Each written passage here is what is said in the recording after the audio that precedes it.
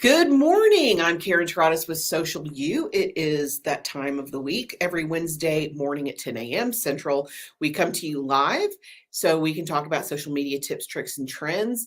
This month is Mental Health Month, so that is what we are focusing on for May. Last week, if in case you weren't with us, we talked about how to kind of keep your mental health around social media, which can be a challenge, as you guys I'm sure know. Today, we're going to talk about bandwidth, burnout, and being proactive. Next week, we're going to talk about how to take a break from social media without damaging your business.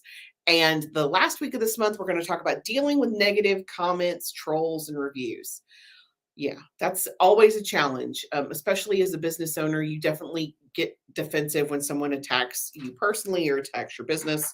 We want to talk about that and the best way that you can handle it so you don't lose your mind or damage your reputation online. So let's get started. Today, we're going to talk about bandwidth, burnout, and being proactive, ways to get ahead. So, okay, what do I mean when I mean bandwidth? Bandwidth is basically what you can handle without losing your mind. There are so many different social media channels. There are easily, like, there's a top 10 of readily available, used every day social media channels. You can see multiples of them represented behind me here on the wall.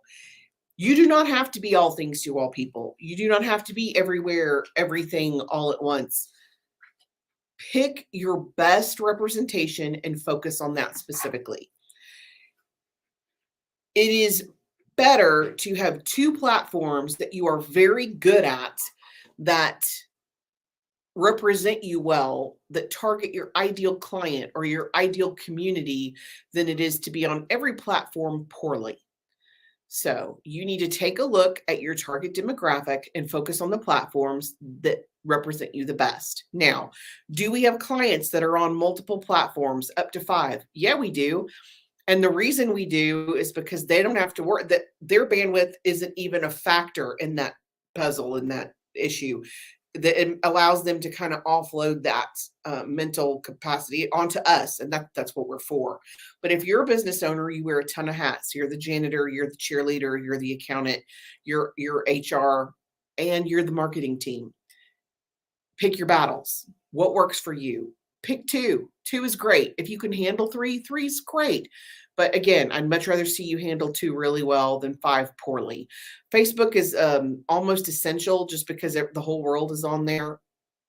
But if you are targeting a younger demographic, Facebook might be a waste of time. It might be better for you to go directly to Instagram and TikTok. It just depends on your audience. So once you've made your choice, it gets easier for you to have clarity on what you're going to do with that choice. Okay, now let's talk about how to avoid social media burnout. And I'm talking about it from a social media manager's perspective or a small business owner's perspective. How do you avoid burnout when you literally have to be online for your job or for your business every single day? I can tell you one of the things that I personally do, if it's not work related, I might not look at it for days. I've had multiple people say, I sent you a message on Instagram. Did you send it to my business account? I'm not looking at it. It helps save my sanity. I can't be in and out of multiple platforms every single day personally when I have to do it professionally. So, yeah, that's just one of the things that I do. It's part of my boundaries, which is number one. You have to set boundaries and be able to step away. I do not look at social media platforms. Once I cross the threshold to my bedroom, I'm done. I don't get on social media platforms when I know I'm going to bed. I also use the setting on my phone that changes the light. At 10 p.m. it changes and it doesn't change back until 7 a.m. I have to have, I don't want that disruptive, the blue light, you know what I'm talking about. So you can change that setting on your phone so that it protects you and it helps you long term. Know your boundaries. If you know that you're going to go down a YouTube rabbit hole, maybe remove the app from your phone and only use it when you're on your laptop. There's different ways to do it. You know yourself better than anybody, but set your boundaries. If part of your boundaries, yes, Jason, 100% boundaries are super important. If you know that you're going to go down the rabbit hole on TikTok, make it a reward, or only do it while you're working out, or only do it during the commercials on, oh yeah, nobody watches commercials anymore, but You guys set your own boundaries that work for you. Number two, you can reduce posting temporarily. If you're going through a particularly stressful time, you don't want to come off of everything so that there's this big gap in your posting. But if you're posting 5 times a day every single week, that's a lot. Almost for any of the platforms, that's almost, it's not too much, but it is a lot. So if you're starting to have burnout and you need some relief, only post twice a week for a month. Only post 4 times instead of 5 times. Pull back your posting frequency to save your mental health. Number three, you need to have a realistic expectation of how long it takes you to actually do the tasks that you have assigned yourself to do. One of the best things I can tell you for that, there's this wonderful app, it's free, called Toggle, Toggl, there's no E, and it will help you figure out how long you're spending on each item. You may in your head think, I can totally do that in an hour, when in reality, it takes you 2.5 hours. Having a realistic understanding helps you set a realistic expectation. So once you know how long it takes you, if you know for a fact it takes you an hour to schedule all of your Facebook posts, then only allowing yourself 30 minutes is going to, you're automatically signing yourself up for stress and burnout. Realistic expectations, realistic goals. Number four, know what makes you money. Now, I'll be the first person to tell you, of course, I have favorites. I love TikTok. It's my favorite. I love YouTube. Does it make me money? Yeah, we get leads from both of those platforms. So it makes sense for me to spend time there. If I'm spending 2 hours a week posting on Instagram and we're not getting any conversions, why would I continue to do that? If I am posting an hour a week on Pinterest and we're not getting any views, we're getting 100 views a month. Why? Why would we do that? So you have to look at those analytics and figure out what works for you so you know if you need to continue down that avenue. I'm always hesitant to tell you to totally abandon a platform, but you do need to know where the money comes from so you'll know which path to take. Number five, recognize when you need help. That was a very difficult decision for me to make when I was a newer business owner, to make that decision. I think I'm drowning. I think I need a lifeline. I think I'm going to need to hire somebody. My first hire was very difficult and painful for me. One, because I waited too long, and two, because I waited too long. You need to know when you've reached your breaking point where you need help. And you don't have to go from 0 to 60. It could be very simple. If you're posting on Facebook and Instagram and you love the Instagram part and Facebook makes you cringe or throw up, then stay away from that. Offload that one thing to help save your own sanity. If you know that writing blogs stresses you out, and because it stresses you out, you push it back or wait to the last minute, or it's only 300 words, that's the thing you need to give away. So if it stresses you out, there's a reason I'm not a bookkeeper. That is not my forte. There's a reason we have a bookkeeper who I love dearly and answers all my bookkeeping questions and makes sure that I don't go to jail. It causes me so much stress. Is it worth it to have somebody to do that for me? 100%. So recognize when you need assistance and actually get that assistance. Number six, I kind of combine those. Number five is recognize that you need help. And number six is actually get the help. If you know that you're struggling with 3 platforms and you need to give one away, give one away. We can do that. We can do a single platform. We can do 2 platforms. If you're the salesperson for your company and you're the one that generates the income and you're the one that makes the money, spend your time making the money and give away everything that doesn't make you money. And that doesn't have to be necessarily work-related activities. If you know it takes you 2 hours to mow your lawn or cut your grass, and you could be generating $150 an hour of income in those 2 hours, is it cheaper to pay somebody to do it? 100%. So you have to kind of evaluate, does this make me money? Is it pushing my business forward? Does it make the most sense for me to offload it to something else? That is truly, deeply a lifesaver. Number 7, creating automatic replies. It is totally okay not to check your email every 5 minutes. Check it once a day and be done. If you really need to check it twice a day, if you're working on a project, email is not the method of communication anyway. You need to be in Slack or Asana or Trello, where you can get those notifications directly to your phone if you're in the middle of a time-sensitive project. But set those boundaries. I only check my social email once a day. I only check my Speakeasy email once a day. I cannot live for the ding. Every time my computer dings or every time my phone dings, I'm not running to see who it is. I can't do that. It distracts me, especially if I'm in the middle of trying to create material for classes or for training. It helps keep me focused. Number 8, again, I've touched on this briefly already. Reevaluate your platforms. Take a look at what's actually working for you so you can focus on that. Number 9, and this is part of the being proactive. This is how you get ahead so that and essentially that's what we've done. I've broken this out into 3 pieces. The first part we talked about bandwidth and what works for you. The rest of these is burnout and how to avoid burnout. From this point forward, we're going to talk about the proactive part. How do you proactively prepare yourself so that you can prevent burnout long term? Well, you need a content calendar. Nothing is more stressful than, oh my gosh, it's 4 o'clock on a Tuesday afternoon. I've got an appointment coming in 5 minutes. I haven't posted anything in 2 days. What am I going to do? A content calendar helps you escape that.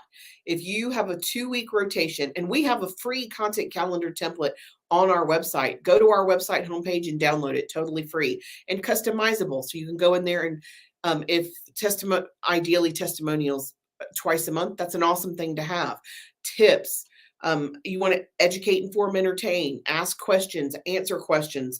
This is the day that I post video. If you know this first and third Tuesday of every month are your testimonial days, you can go in at one time and make 6 testimonials at one time and schedule them ahead for the next 3 months, and you're done.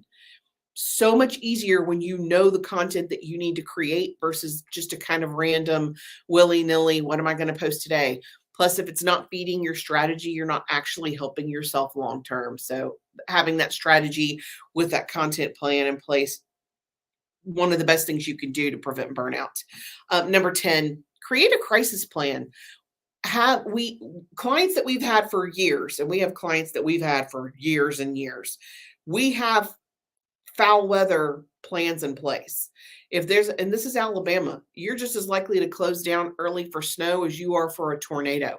So we already have those graphics generated in their client folders and ready to go, so that if you're in the middle of your business and you know you have to close early and go home because there's a tornado warning, it's a very simple thing to pull it out of that folder and post it. Very simple thing. If you have whatever is considered a crisis for your company, and of course that depends on what you do. That's funny. Becky's crisis plan, call Karen. That's funny. And also true. But like when COVID hit, we sat down and made crisis plans for our client base so that we knew what we needed to do and they knew what they needed to do. We have protocols in place for PR emergencies.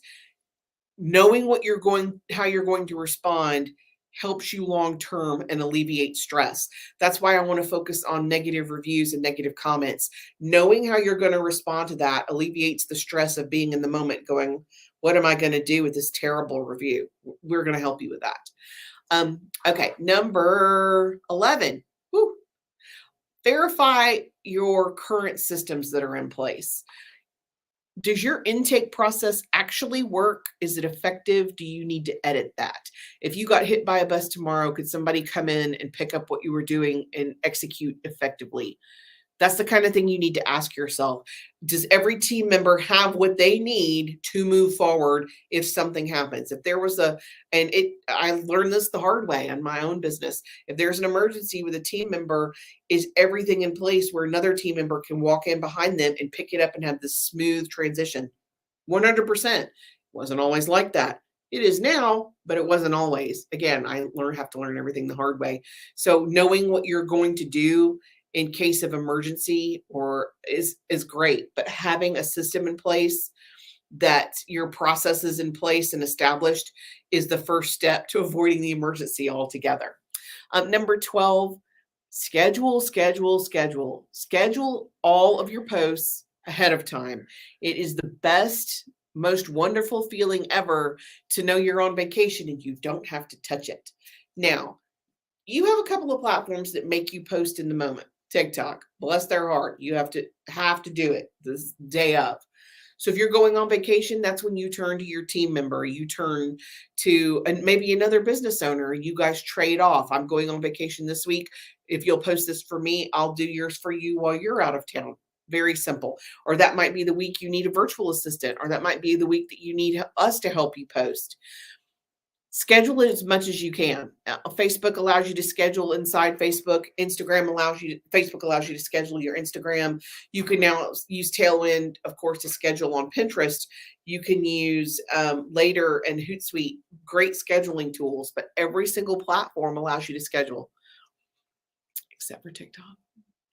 And Reels, you still have to do Reels. No, that's not right. Yeah, that's right.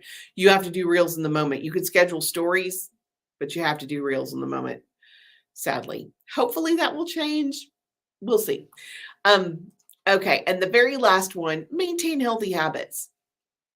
If it works for you and it doesn't burn you out, it's probably okay to keep doing it. If you're doing it and you know you're creating your own problem, maybe reviewing that and putting a stop to it is a good idea. So do maintain those healthy habits. Do maintain those boundaries. Do evaluate your business statistics once every quarter to make sure you're on the right page and you're going in the right direction. You have to check those things to know if you're doing it right. And that is it for me today. We will be back again next week. And let's see, next week, what are we talking about next week? How to take a break without hurting your business. Vacation time is right upon us. What do you do? How do you get around being off for a week or 2 weeks or even a month without damaging your online presence? We're going to address that all next week. As always, if you have a question or an issue, you can leave a comment or send us a direct message. We're always happy to answer those and jump in and give our 2 cents. Me in particular, I'm all about the 2 cents. But until next week, I am Karen Taradas with Social U, and I'm here to help. Thanks, guys.